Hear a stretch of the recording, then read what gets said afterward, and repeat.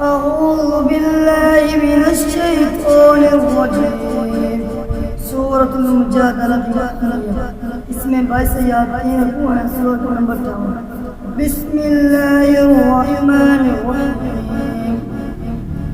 فمن لم يجد فصيام شهرين متتابعين من قبل أن يتماسا فمن لم يستطع فإطعام 60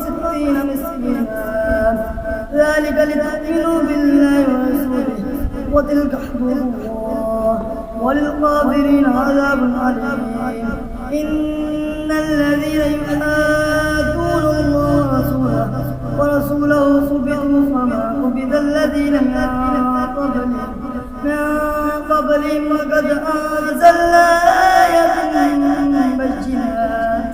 وللكافرين عذاب مهين يوم يبعثهم الله جميعا فينبئهم بما عملوا